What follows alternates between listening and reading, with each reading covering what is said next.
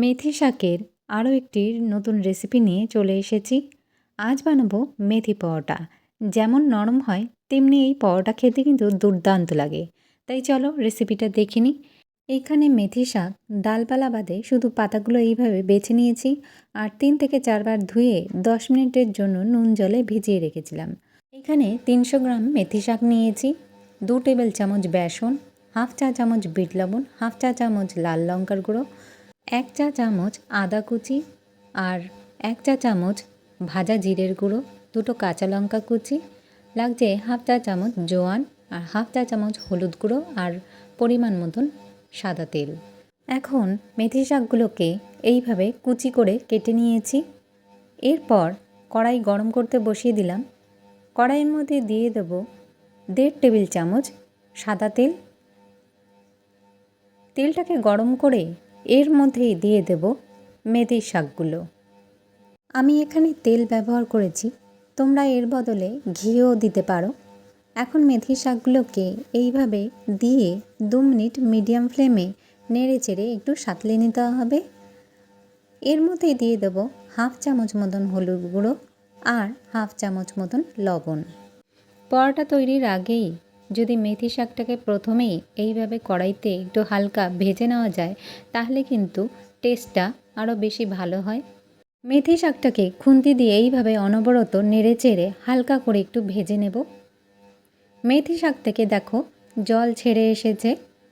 এখন আরও একটু খুন্তি দিয়ে নেড়ে চেড়ে ভেজে নিয়ে ফ্লেমটাকে অফ করে দিয়ে শাকটাকে ঠান্ডা হতে দেব।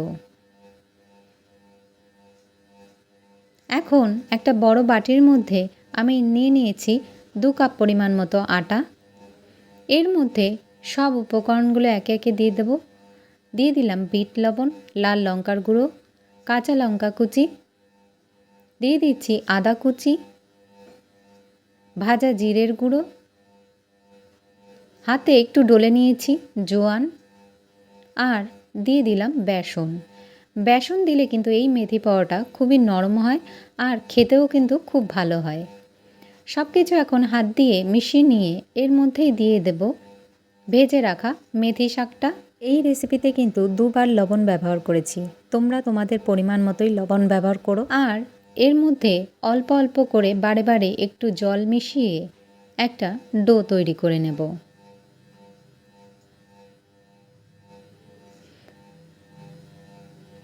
আমি যেহেতু মেথি শাকটা ভাজার সময় তেল দিয়েছিলাম তাই আটার মধ্যে আর আলাদা করে কোনো তেল দিইনি।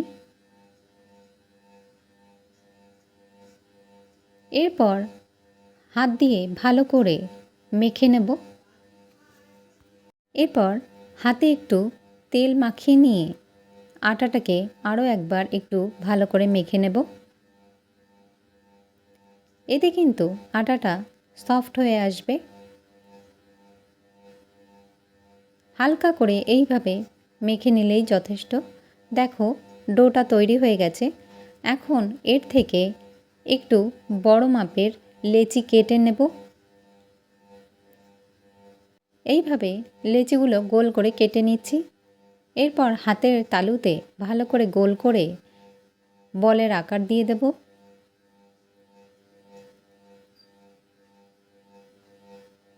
দেখো তৈরি হয়ে গেছে।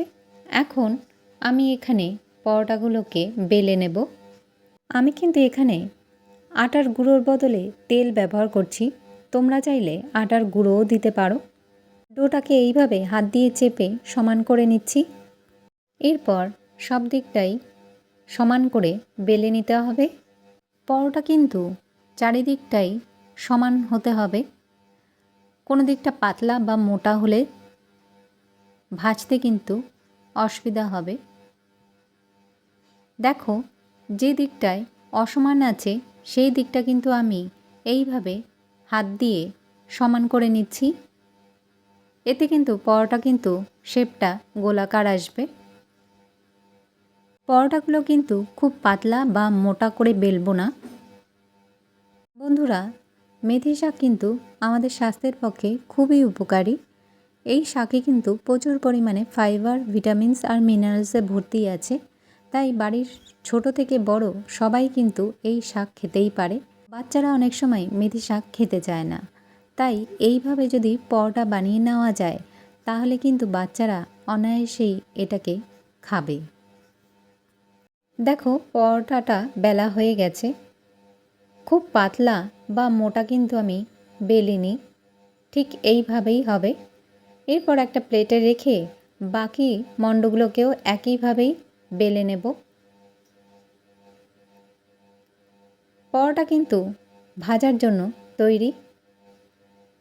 এরপর একটা ফ্ল্যাট তাওয়াতে আমি সামান্য একটু এখানে তেল দিয়ে দিলাম। তেলটা গরম করেই এর মধ্যে দিয়ে দেব বেলে রাখা একটা করে পরোটা। পরোটার উপরে সামান্য আরও একটু তেল দিয়ে পরোটাকে ভেজে নেব।